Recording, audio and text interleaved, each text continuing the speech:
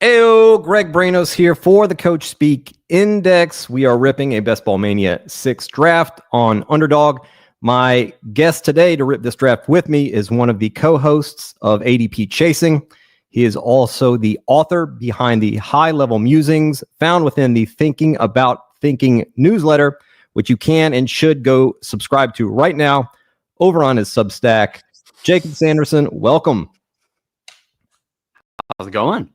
Going great, man. Going great. Can't wait to win this $2 million here while we sign up. This is a 30-second shot clock draft that we are getting into. If you want to jump in with us, waiting on 5 people. Jakob, you wrote a fascinating article last week on Thinking about running backs stealing touches. Could you run us through just like a quick overview of that in the wake of J.K. Dobbins signing with Denver? Yeah, so there's liquids and gases, and no, I'll try to do the TLDR version. Basically, I think what I always hear about, and it's always been a pet peeve of mine, is you always hear people be like, "Oh, this running back's going to come in and steal touches. This running back's going to come in and steal touches," and I feel like it's a weird thing where, especially when it comes to young players, I find that the community is like way too high on the potential of like completely random depth players to just get touches. It's like, well, they have to give, Audric Estime his share of touches. They have to give Blake Watson his share of touches or whatever. But yet seems to have somewhat of a little imagination of the ability of these really talented young players to just come in and drastically change the shape of a backfield. And so essentially what it's about, and I provided a lot of different examples in the article, is just that I think we should think of the running back position a little bit more of the way that we often think about the wide receiver position, which is that talented players have an opportunity to earn their share of the volume, and they also have an opportunity to dictate the overall usage tree of the offense.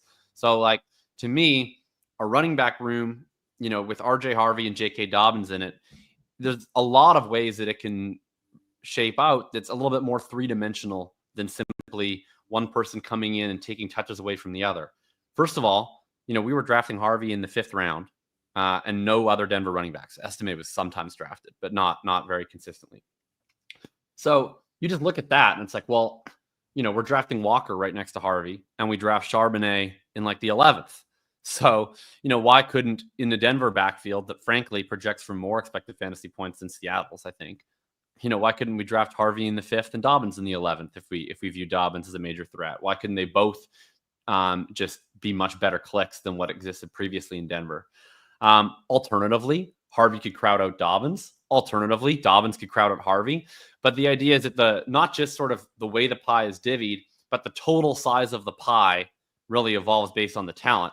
And the example I referred to in the piece was like, you look at Tampa last year versus the year prior. In 2023, it was a pretty bad backfield, to be honest. It was Rachaad White, who can handle a lot of volume, but was really miscast as a total workhorse back, and a bunch of guys behind him who weren't doing anything. And so you had Rachaad White handling all of the carries and being an RB1, but the total backfield pie was pretty small. Rachaad White got there because he was just dominating touches. Last year, Rachaad White has, I think, 40% of the total backfield expected fantasy points and only had like 3 less points per game because, you get Bucky in there, you get a new coach in there, and all of a sudden it becomes a way more friendly running back environment. The whole backfield was second behind only the Lions in total expected fantasy points. So you add that talent element with Bucky Irving, you then get Rachaad White in a role that's actually more suited to his skill set as being that pass down back, and all of a sudden the whole backfield takes up a much larger share of the offense. The offense starts to get more successful. It's just a lot more dynamic of a way to look at the things that can shake down here. Yeah, the pilot analogy I think is great because so often people do view everything just equally, right? Like, equal opportunity in every backfield, right? They're all going to get it's all the same possible amount of fantasy points that we're drawing from. It's all the same possible amount of carries and whatever, and that's just simply not the case. So illustrating that with, they're all pies, but they're different sized pies. And the Denver pie is one that it's a pretty nice pie. You know, it could be, right? I mean, this was a team that was top 5 in XFP in 2023 with like terrible running backs. And then last year they were a little bit lower, but they were still fine. They're still above average. And Javonte had like the 5th most targets. It's just they're getting nothing out of their backs. So to me, you know, looking at the situation, it's like, well, they draft a guy in round 2. And they sign a guy for not a whole lot of money. And it's like, yeah, that's probably what they should do, because they're a team that wants to center their running backs that had terrible running backs. They should probably be adding multiple running backs. So I'm still very into Harvey, and I'm going to be a lot more into Harvey at his new cost, because, you know, I loved him prior to the draft, prior to the landing spot. I really like him as a talent. So I felt like where he was going in the 5th was like a hybrid of some people who really liked Harvey and other people who just really liked the idea of, you know, a Sean Payton running back with a bunch of scrubs in the depth chart. And if we can price those people out of the market on Harvey, and now it's just the people that are willing to bet on the talent, and we're able to get him kind of around where like Caleb Johnson goes, you know, that'd be really exciting to me. Oh my God. If he falls to where Caleb Johnson is going, like I bet he does. You think he'll fall to the 70s? Yeah. I mean, I think he's going to be, I mean, I think he'll go behind Henderson, and I think he should. You know, I think it's pretty similar in terms of their spot on the depth chart, where you get kind of like an older but competent running back beside them. But people, including myself, I think more fondly of Trevion Henderson than Harvey in a complete vacuum. He was drafted a lot higher in the NFL draft. So that would be reasonable, I think, for him to go behind Henderson. And I think Henderson's really underpriced where he goes personally, but he goes in the mid-6th. So I think Harvey should go behind him. And like, I wouldn't be that surprised if people clicked, you know, Judkins ahead of him, because there's no one really there. I like Harvey more than Judkins. I wouldn't be that surprised if people click Caleb Johnson ahead of Harvey, to be honest. I wouldn't do that, but he just seems like the type of, like, a lot of people like Johnson more than Harvey pre-draft. And I don't know, if I'm just like trying to read the vibes, like, it seems like there's a lot of positive sentiment on Caleb Johnson. Maybe the thing is I'm just like, I'm probably over-indexing on how low people who will never draft RJ Harvey in the first place will rank him. Like my guess is that he just becomes kind of a polarizing player, where the people like me that actually like Harvey will price and force, and he's going to stay ahead of that David Montgomery, Judkins, Caleb zone. And then there's the other people who would never click Harvey, are the ones looking at it and saying, that's crazy, I wouldn't take him until after Isaiah Pacheco. Maybe I'm talking myself out of this. Man, after Pacheco would be wild. He's not going to go there. I just mean, like, you know, like there's that, I saw a poll where it was like, who would you draft higher, him or DeAndre Swift? And DeAndre Swift won the poll. But that's not really how ADP goes. You know, it's like, it might be that 60% of the people wouldn't click him until after DeAndre Swift. But those people that hate Harvey that much, you know, they're just going to click other backs also ahead of DeAndre Swift. But the people who do like Harvey have a higher ceiling on their valuation of him. Yeah, people who were not taking Harvey before, definitely not taking him now. There's just like, yeah, they're just never going to take him. We got the first pick in this draft, by the way. The mayoral election, you know, it's like there's all these candidates. Let's take Jamar Chase. Chase, yeah. You know, this is a real thing about thinking analogy here, but like, are you familiar with the idea of a Condorcet winner in ranked choice voting? A Condorcet winner? Yeah. So like the New York mayoral election is in 2 weeks. I'm not going to go all political endorsements here, but it's a ranked choice ballot. Voting in the New York City mayor race. So it's a ranked choice ballot, and there's two pretty polarizing candidates. There's Zohran Mamdani, he's a very left-wing candidate. There's Andrew Cuomo, who's the former governor. And it's quite plausible that several of the more moderate, less controversial candidates could actually beat either of them in a head-to-head. But because neither of them are going to get enough first choice ballots, you know, they're probably never going to make the final round. It'll probably be between Cuomo and Mamdani. So it's kind of similar to what I'm saying about RJ Harvey versus some of these other backs. Harvey is going to be the more polarizing pick. He's the Zohran Mamdani of running backs. So he's going to get a higher percentage of first choice ballots than he might get second and third choice ballots. So even though if you actually ranked out all of these running backs in terms of everyone's opinion, he might fall a little bit later, his ADP, I think, is still going to be propped up by people like me who are the highest on Harvey and would rank him first on their ballots, if that very tortured analogy makes any sense to you or your audience. Yeah, no, I'm very into ranked choice voting. There's just like a very small handful of states that use it for, I think, the primaries, right? Like Maine, I think might be. Yeah, Maine does. Yeah, Jared Golden actually won on a ranked choice in his first election there without winning the most first choice ballots. So love it. Bindles, loving the collab. What's up, Bindles? Who Hames, Dynasty Dave, GM, to Sauce 10. Got a Jakob Sanderson fan here. And Who Hames wants some mid-6th Harvey. Dobbins should not affect his role from what he was expecting. Anyways, yeah, I mean, they as much as they want to talk about, oh, we need to give Audric Estime more opportunities. I mean, that's just like classic Sean Payton use of workload coach speak that we should not pay attention to. Actions speak louder than words. Most important game of the season last year, healthy scratch. This guy is not it. JGFC, loving the that was the analogy that a very specific subsection of the audience might really enjoy, and everybody else is unfortunately logged off. But you brought it today, man. How are you enjoying being part of the ADP chasing crew? Oh my god, it's a blast, man. Yeah, I mean, I consider ship chasing in the ship chasing universe like a pretty big influence on what I try to do on any various show that I've been on, and sort of a lot of those guys' theories is how I think about content in a big way. So being a part of it now is it's a little imposter syndrome-y, to be honest, but it's also a dream come true. So I'm very, very fortunate, and it's been a ton of fun. Dude, you've been crushing it. You should definitely not feel imposter syndrome. It's felt like a very seamless transition. Like ADP chasing has always been great. It continues to be great. A lot of high level thinking there, and strategies and concepts that you guys talk through. Also extremely entertaining, as it has always been. So yeah, I watch every episode. Do not miss those. Coming up on our pick here at the 2-3 turn, T. Higgins, Trey McBride are available here. Chase Brown as well. I'll sort by ADP as well, not just the CSI ranks. Do you have anybody?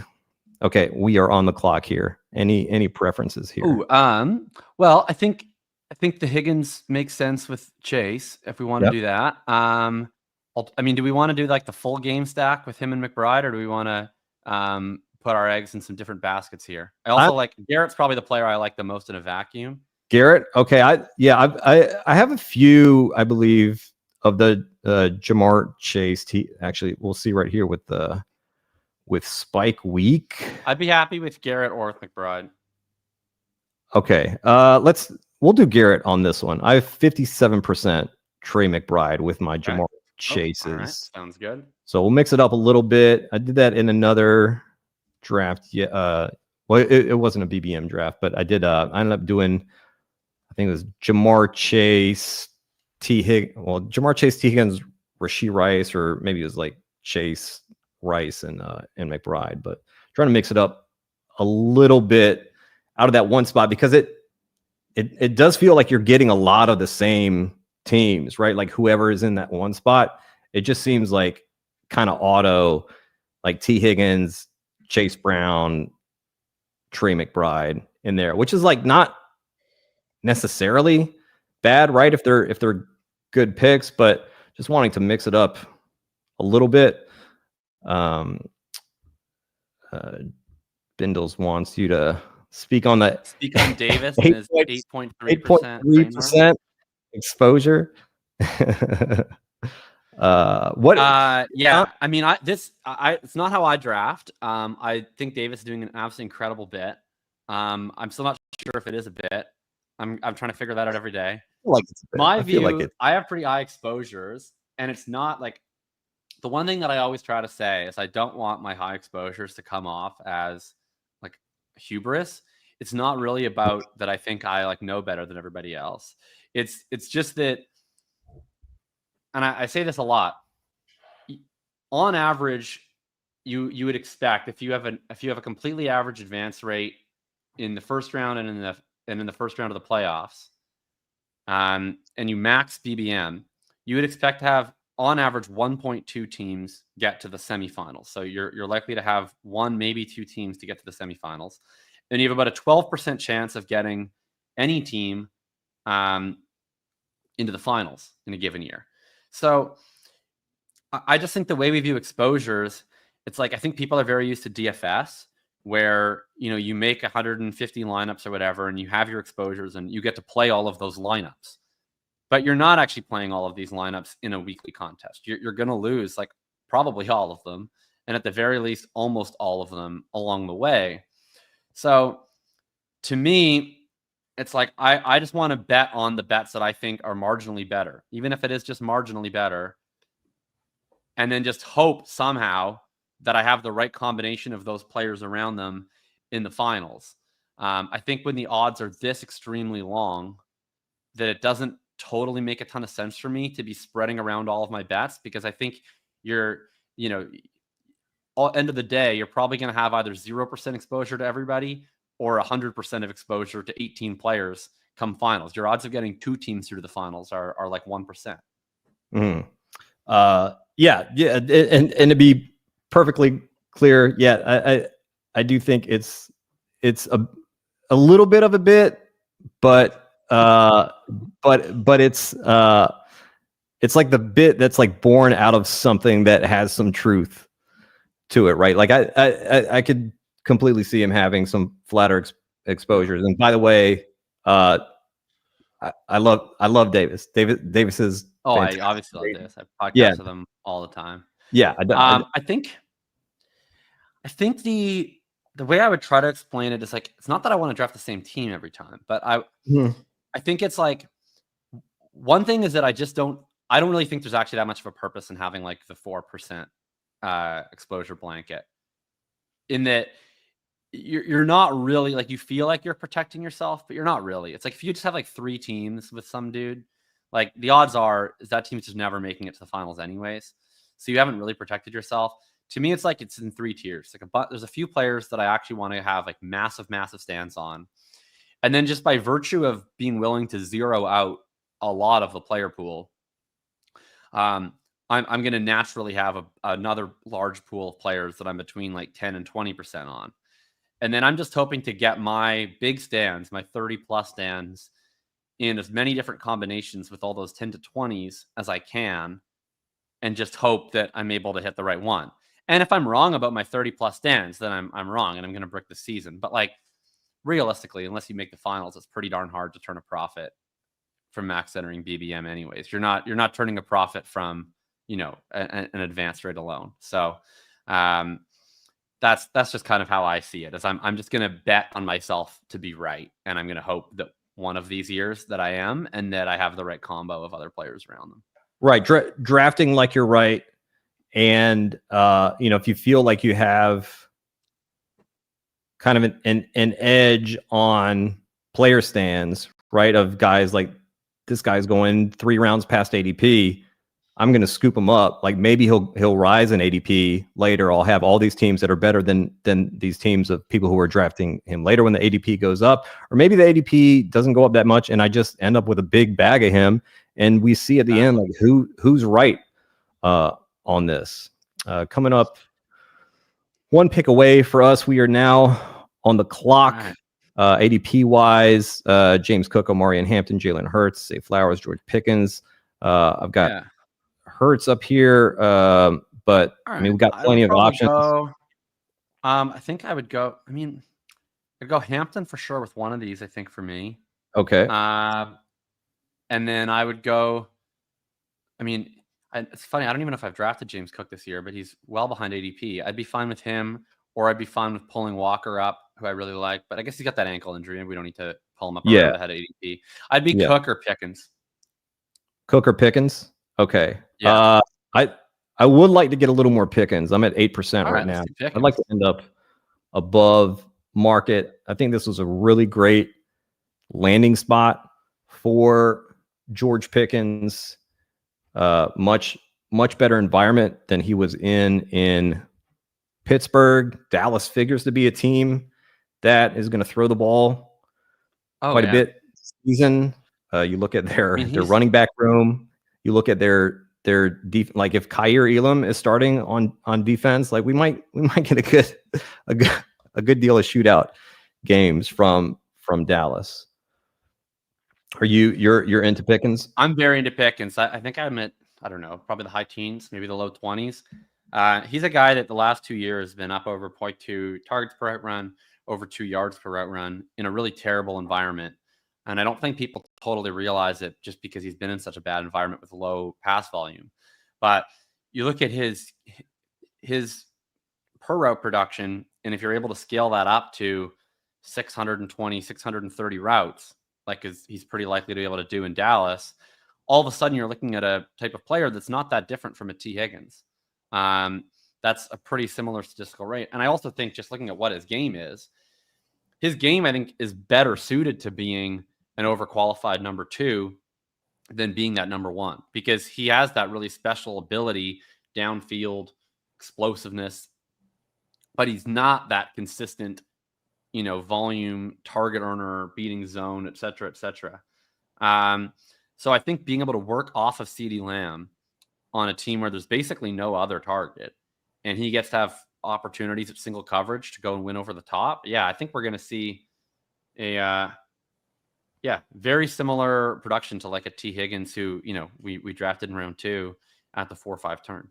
Right. Look back at the connection that Dak Prescott had with a downfield burner like Michael Gallup, right before Michael Gallup got injured. He was kind of that vertical threat for them. And I mean, that was firmly within Dak's wheelhouse.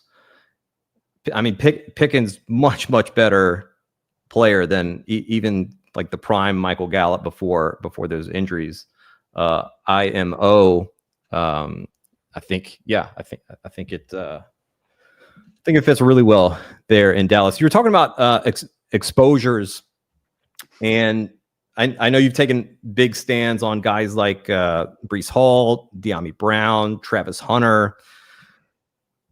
With getting exposures kind of in the high 30s, is there a maximum exposure point where you start to get uncomfortable, because whether it's like injury or like maybe maybe I shouldn't have this, like I can't sleep at night with this percentage?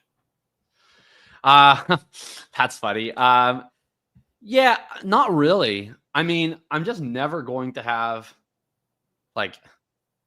I'm never going to have like 70% exposure to someone, because I do care about ADP at least a little bit.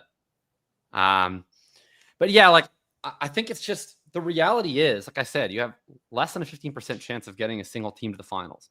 And if you don't get a single team to the finals, the odds are you're going to be unprofitable.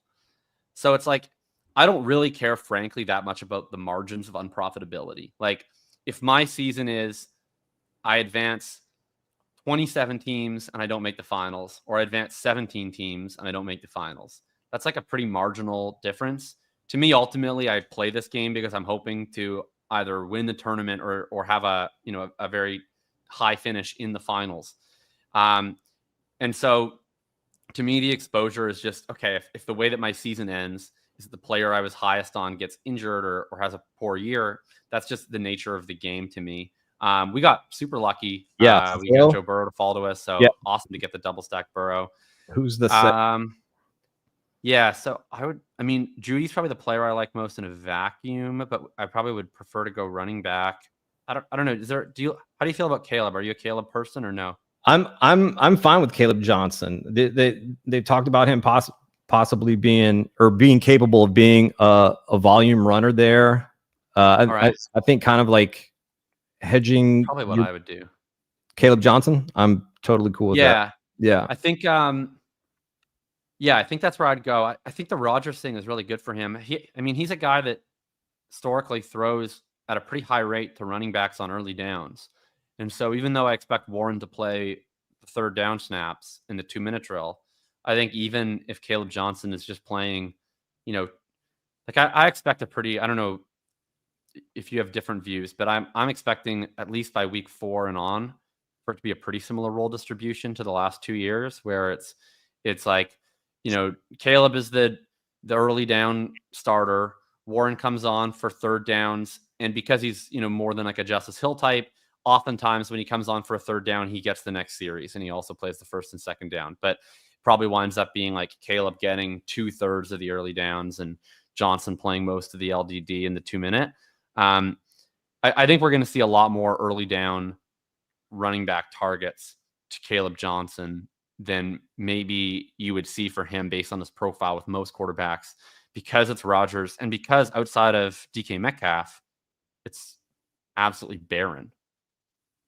Yeah, I think there are. I mean, I'm not definitely not 100% certain on on how this backfield is going to shake out. I wouldn't even say like I have a great feel on how it's going to shake out, but there are certain backfields that I just want both pieces, right? The top 2 RBs in these backfields, because there's a good chance that one of these guys will hit pretty well, and there's a chance that both of them could return some value when you're looking at just like really run heavy kind of offenses like Pittsburgh, where we know Arthur Smith saying there's 1,100 plays in a season and half of them are going to be, running plays for us. And then Seattle, who's like really set up to run the ball this season, and all that 12 and 21 personnel that Clint Kubiak runs. So, getting Walker, getting Charbonnet as well, and then just whatever ends up happening during the season, feel pretty good about at least one of those players in that backfield hitting. Yeah, and I liked Caleb a lot more than consensus pre-draft. I mean, I like him, I guess, more than the NFL pre-draft too, because he ends up going in round 3. Like I did, I had him a little lower in my like fantasy rankings, but I also did, just for fun, sort of at the end of my running back columns, if I was a GM ranking, so kind of throwing out the projected draft capital.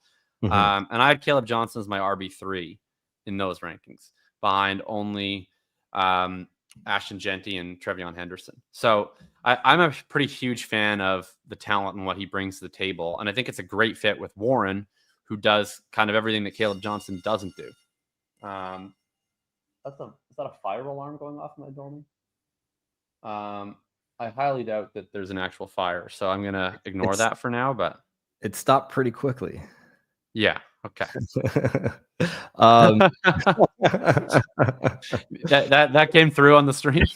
Yeah, I thought maybe a Lil Wayne mixtape hitting the air there.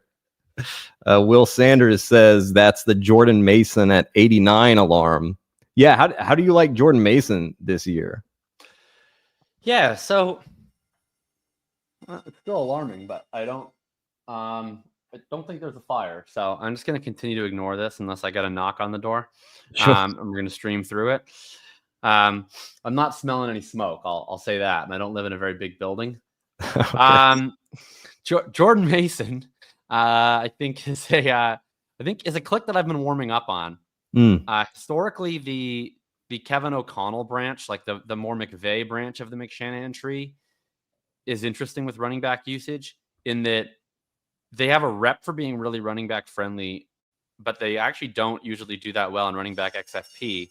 It's more that they just, McVay at times has just used one guy. And so one running back can be very successful. O'Connell's been a little bit less of that. They don't tend to throw the running back that much. They don't tend to emphasize the running back that much. They don't run the ball that much. So I've been a little bit flummoxed at the 2 guys. Let's do our pick. Here, here. Yeah. I definitely want Pittman at one of these. Okay. I don't care that much about the other pick. I like Burden fine. Although I know you got some negative coach speak, so I'm curious for your thoughts on that. And I liked Scatabo fine as well here. Okay. Yeah, let's do Pittman, and I mean, yes, Scatabo could be good for us here. I mean, we're looking pretty good at receiver so far. I feel like if we don't get Scatabo here, like it kind of drops off a bit.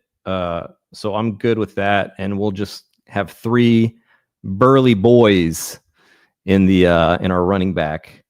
That's room true. This is here. we got 3 burly rookies here. Yeah, it's it's Johnson is a little different than most rookies in that I don't know, something about the Steelers is just like I just feel like maybe this is wrong. Maybe this is just because I like Jalen Warren, so this is like me protecting against myself or something. Mm-hmm. But I just feel like they're gonna just roll out in week 1, and Caleb Johnson's gonna have like 50% of the snaps. Like I just don't think that it's gonna be a scenario where they're gonna like quote unquote make him earn it. Even though he's a 3rd round pick, so it's like I don't know if you feel differently. That's just kind of the vibes I'm getting. Yeah, he really fell into kind of a perfect situation with Pittsburgh. And by the way, when we're talking about, oh, this guy went in round 3, Scattaboo, Tootin, these guys went in round 4. I mean, this was a really stacked running back class, like a very deep running back class this year. Like if we're talking about them in last year's draft, like all these running backs are going much higher, or at least higher than they were this year. Yeah, it's very, very tough to envision a scenario where Caleb Johnson isn't getting at least like kind of close to a 50-50 split in that backfield. And again, Arthur Smith, if they're running 1,100 plays, a good 550 of those are going to be runs. And talking about the pie, right, for teams and backfields, like it's a nice looking pie for Pittsburgh. Him versus Quinshon Judkins, right? Because they're going right near each other. That's very interesting. I think I'm just Caleb Johnson all day on that one. I mean, we have. That's one where I actually bet I have Judkins higher on my rankings, but I might even switch it. It's one where it's like my like intellectual brain tells me Judkins because he was drafted substantially higher. There's no one in Cleveland that's as good, in my opinion, as Jalen Warren to compete with. But then I just like kind of do like, what do I actually think is going to happen? It's like, well, I think they both want to run, but I think Pittsburgh's actually going to be successful at it. I think Cleveland is going to be forced to abandon that plan by the second quarter of most games. And like, as a talent, I actually think Johnson's better. I had him rated better pre-draft.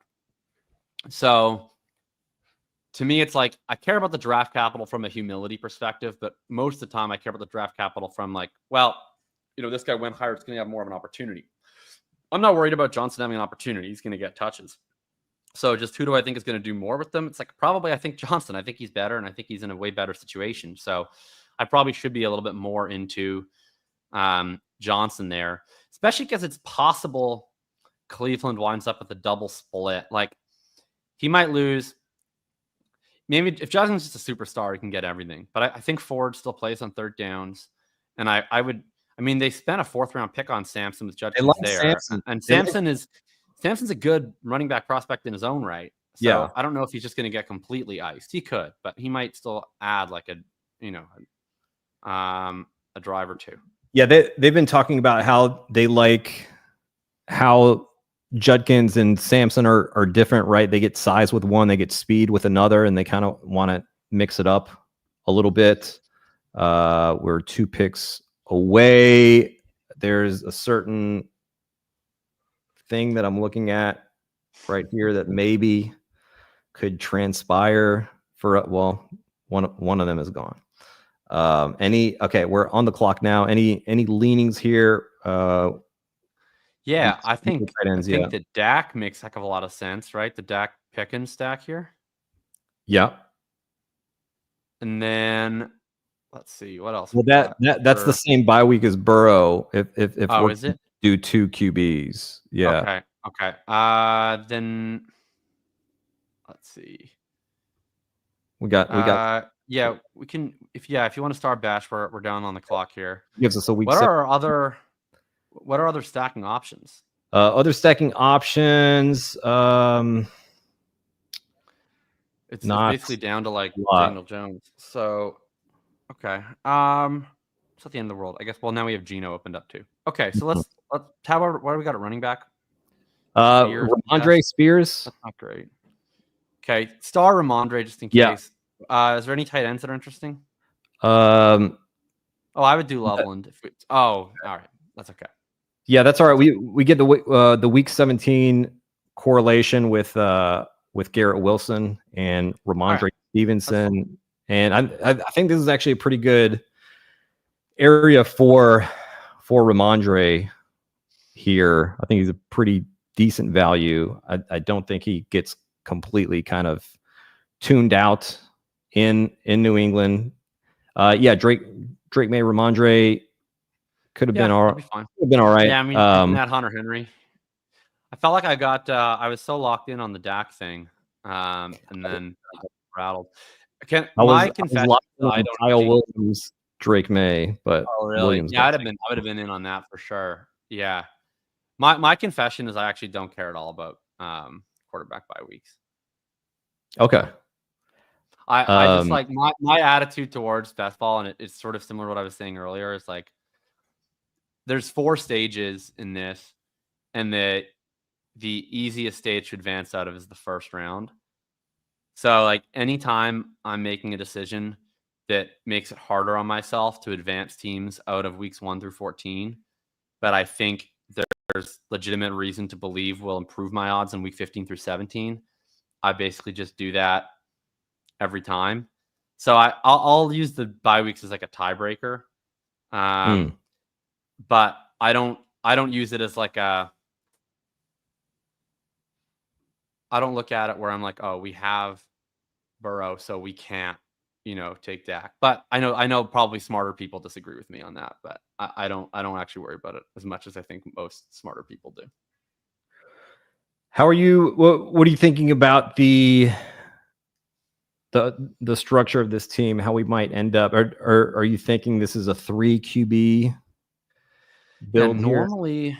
So I haven't drafted a lot of Burrow because I never take him at the 4-5, and it's pretty infrequent that we get him at the 6-7.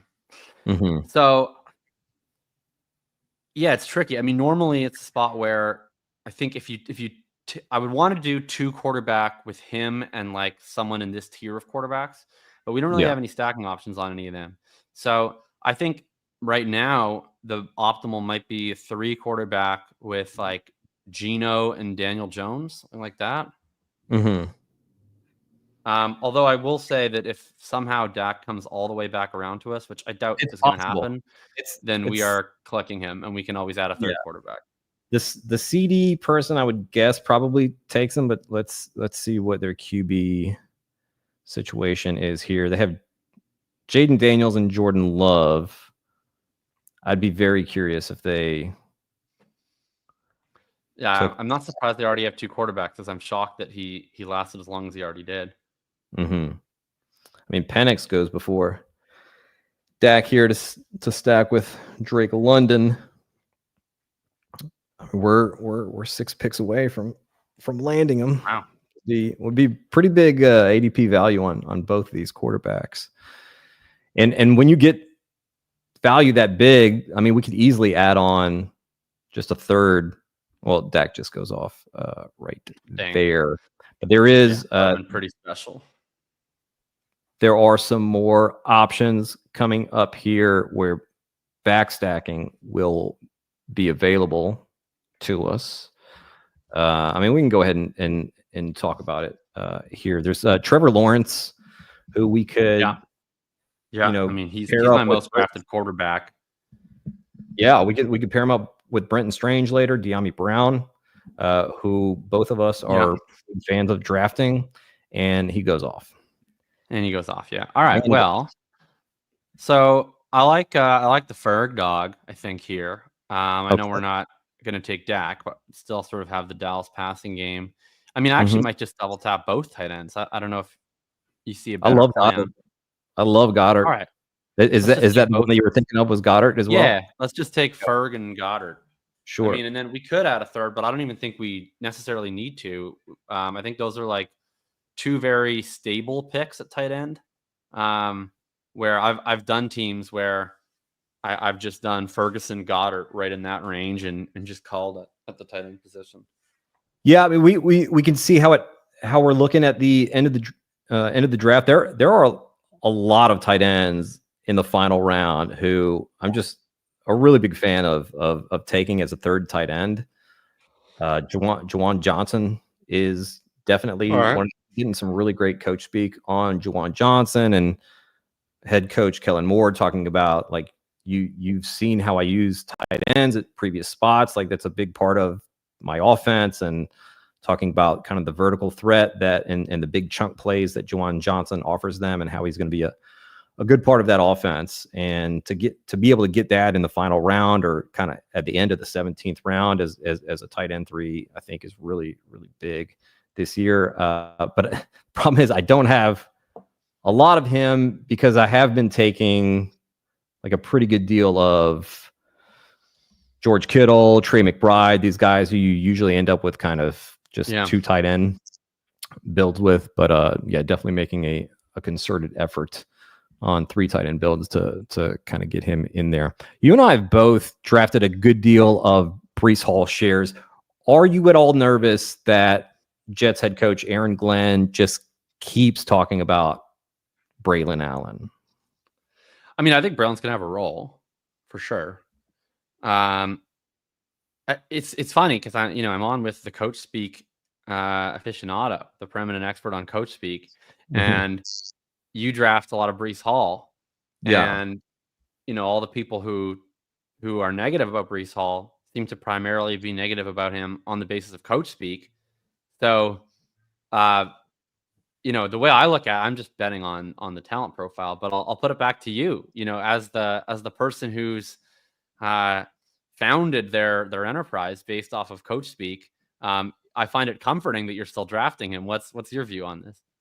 I haven't gotten as much lately. Like I started off with like 30% Breece Hall or something. Now I think I'm probably down to like 20-ish% or so. I still like him where he's going, and like you said, it's the talent profile that really draws me to clicking him where he's going, and I think he's just like not even head and shoulders above the rest of the running backs in that room. He's just like a full body above them. I didn't think Braylon Allen looked that great last year. I thought Isaiah Davis actually second last in rush yards over expected per attempt last year among qualifying backs. The only back lower than him was DeAndre Swift.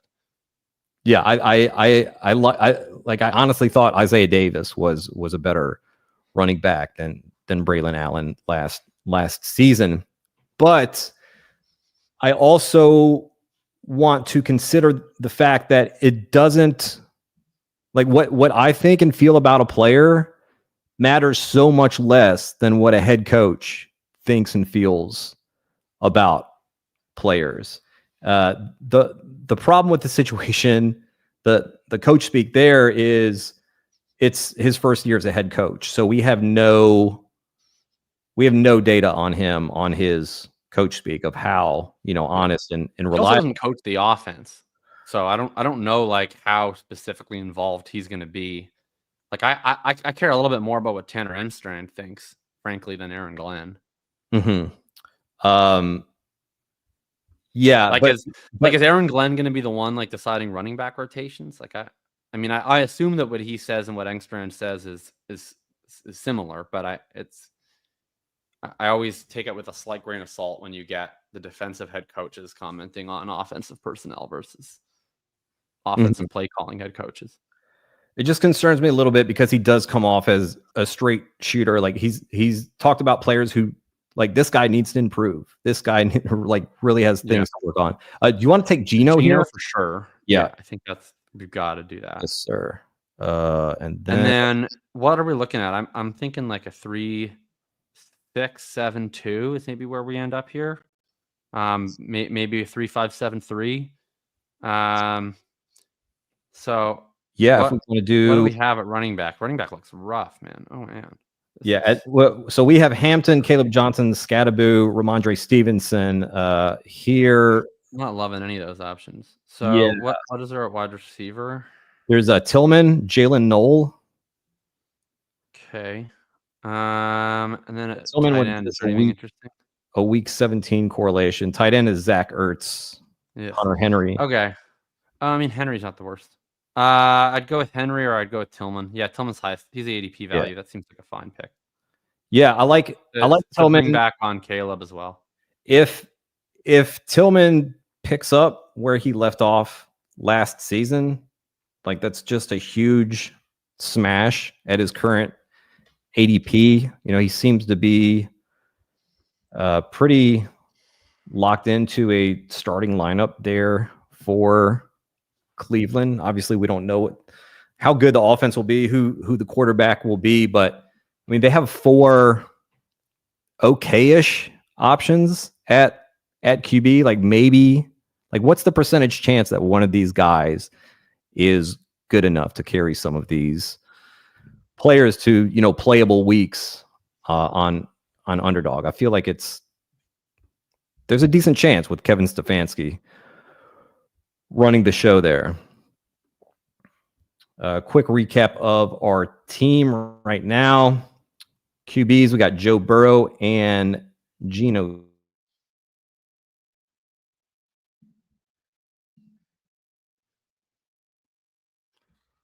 Pickens, Garrett Wilson, George Pickens, Michael Pittman Jr., Jack Besh, Cedric Tillman, tight end, Jake Ferguson, Dallas Goddard. Yeah, we're good at receiver now. I feel like that pretty much ties things up. I don't think we need any more there.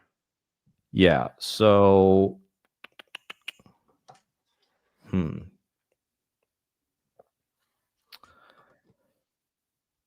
just trying to figure out if we can make do with 5 running backs here. I'm not sure we'd be able to. Man.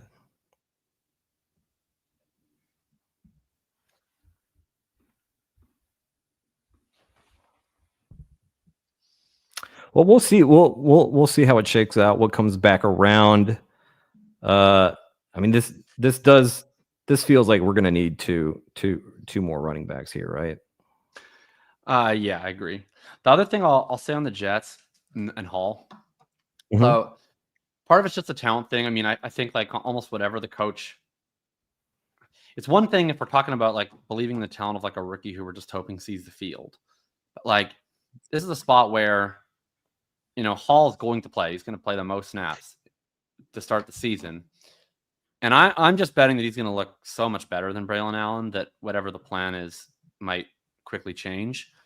I also think if the coaching staff, I mean, this is Tanner Enstrand who worked with Detroit. I mean, Detroit obviously has a better offense than we expect the Jets to have. But they had like 30 expected fantasy points per game last year at the running back position between Gibbs and Montgomery. They're going to involve running backs a lot. I mean, look at this offense. Garrett Wilson's literally the only wide receiver that we draft on the Jets. There's no other wide receiver who gets drafted in Ball Mania. Mason Taylor, their tight end, goes in like the 17th round. So from just like this is kind of what I'm talking about, size of pie. Like I think a lot of people are like, Justin Fields. Like I agree with that to an extent, but Justin Fields actually checked down a lot last year. It was very different than he played in Chicago. He was throwing the ball more short of the sticks, and he's going to run. But if I'm just looking at how would I operate this Jets offense, like just from a who do I get the ball in their hands perspective, like I'm throwing the ball to Garrett Wilson a lot.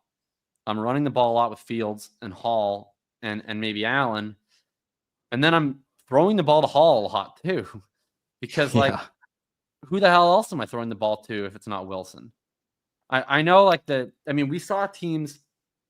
We're back on the clock here. If we wanted, if you like Dylan Sampson, he would be someone that we could put in here. Gives us some week 17 correlation. Yep. Yeah, I'm fine with him or with Shipley. And then the other guy that I'd probably say might make sense on this team is Justice Hill, just because he's going to have a baseline role, and we have 3 rookie running backs.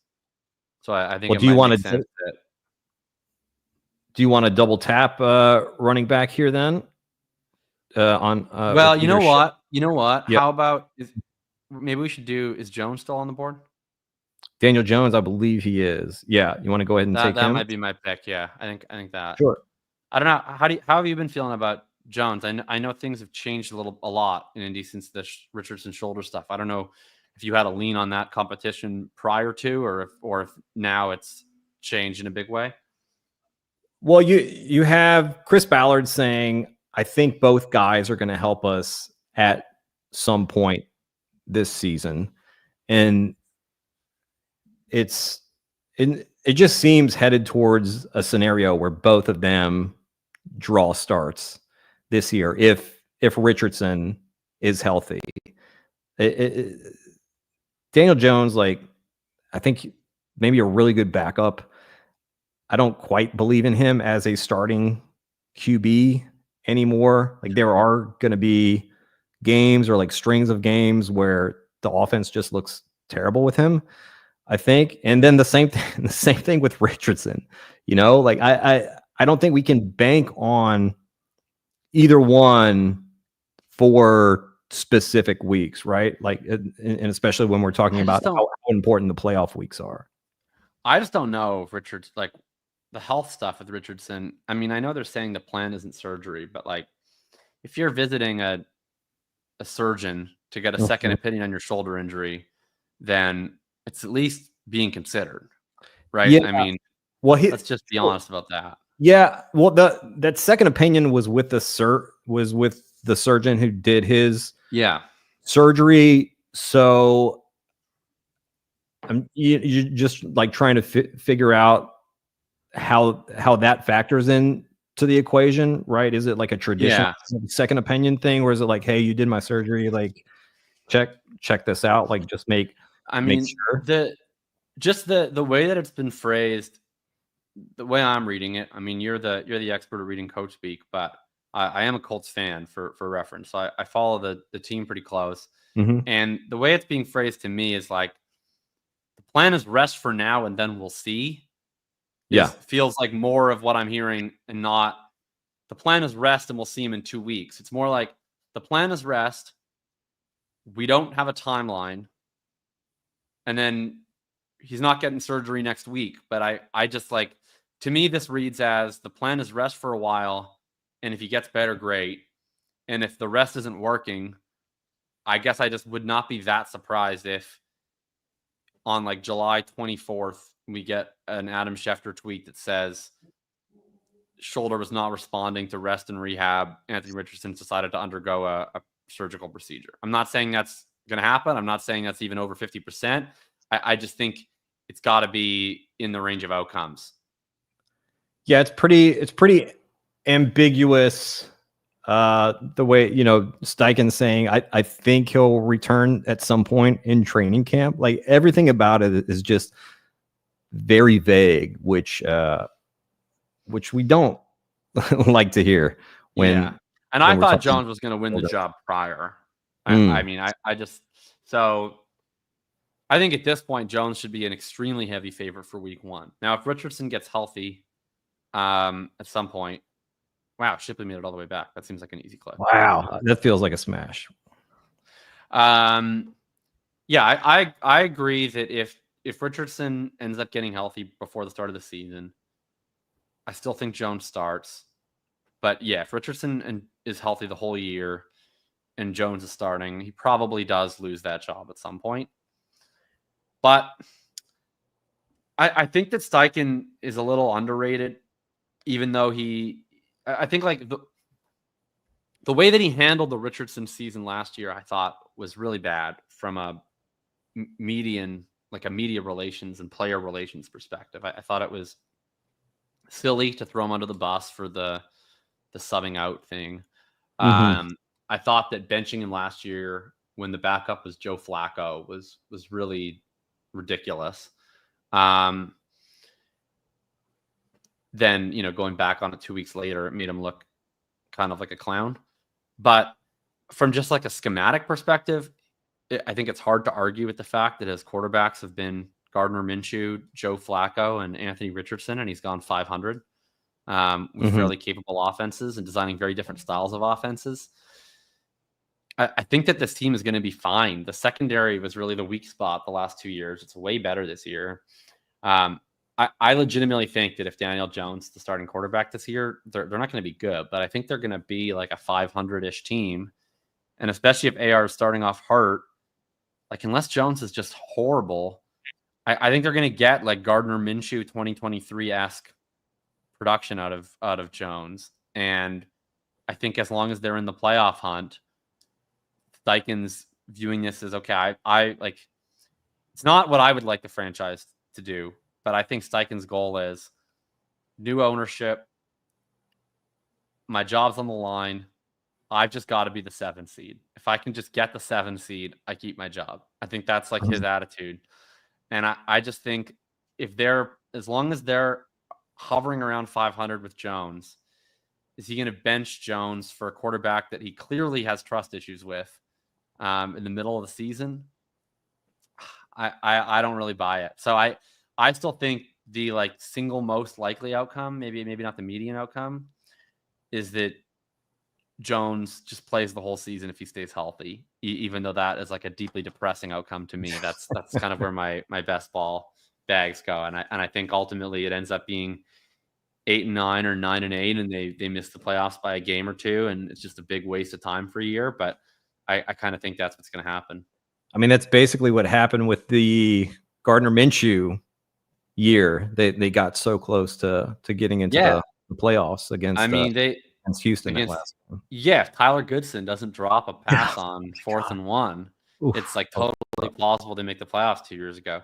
I mean, they were in the hunt to make the playoffs last year until week 17 when they lose that really embarrassing game to the Giants. So, like as bad as they are, I mean, they do make the playoffs last year if Adonai Mitchell doesn't throw a pick 6.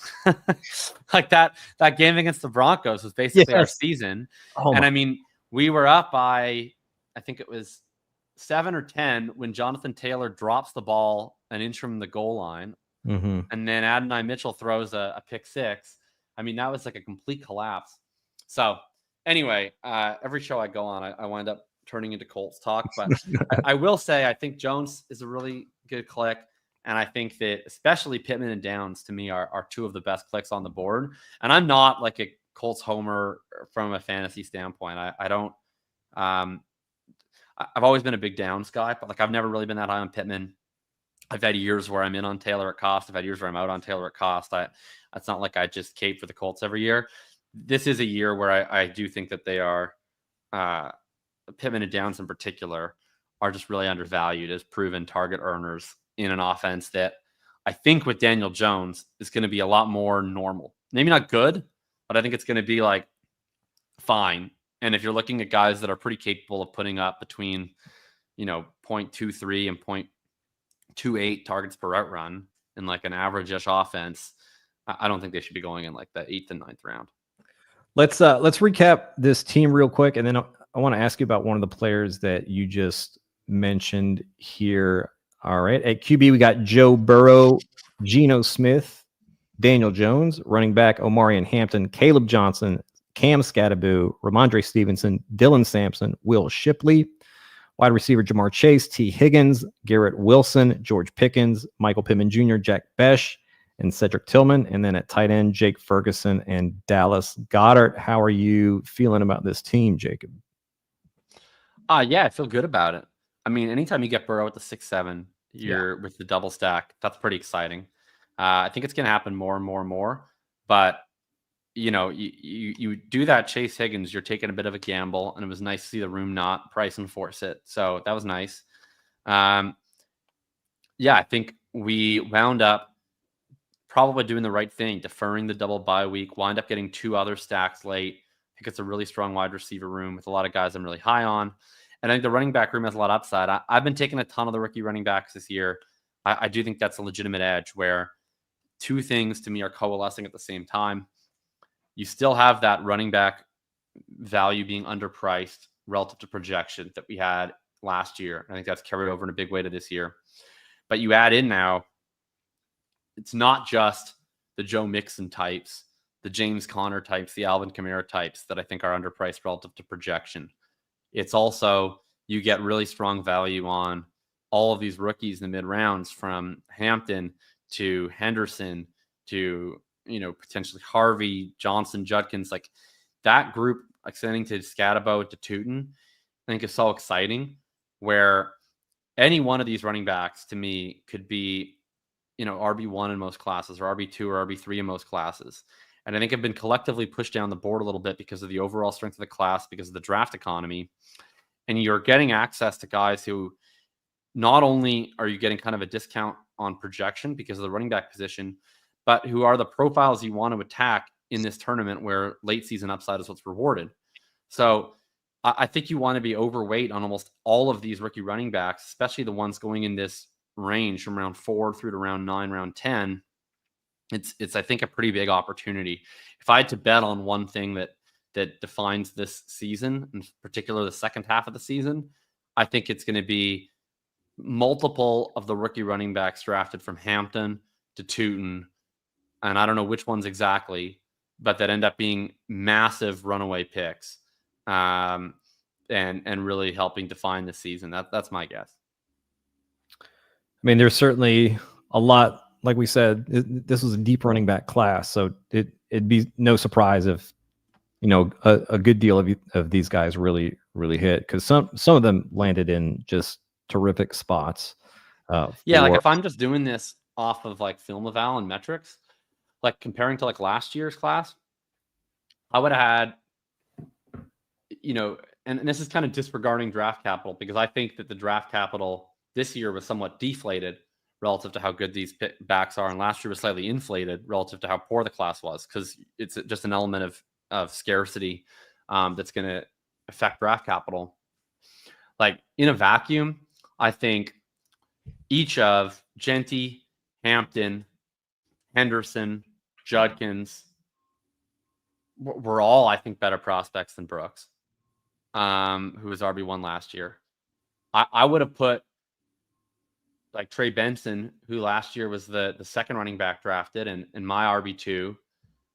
I would have put him like in and around like Bishal Tootin and Jarquez Hunter if they were all in the same class as like RB10, RB11, RB12. So that's like how big of a difference I think this class was compared to the previous one from how I evaluated them pre-draft. I thought it was really night and day. Now you end up getting some big hits from later drafted running backs last year, particularly Bucky Irving and to a lesser extent Tyrone Tracy. But I think that you're going to see that from some of these day 3 guys that got pushed down the board. Like I look at guys like Scatabo, Tootin, DJ Giddens, Jarquez Hunter, even further down the list. I bet they go day 2 if they were in other classes. Yes. And I think if they get opportunities, they're going to really succeed.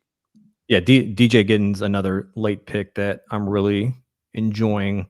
And related to that, and I said we touch real quick on a player that you mentioned. You said that some years you've been in on Jonathan Taylor, some years you've been out on Jonathan Taylor. What is 2025 for Jakob Sanderson and Jonathan Taylor?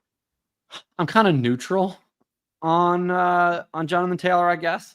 I think the Jones thing is like kind of the best of both worlds for him, where A-Rich last year, you have really high rushing efficiency with Richardson, but he's going to vulture goal line opportunities. He's also just going to kind of hurt the offense, his ability to run plays.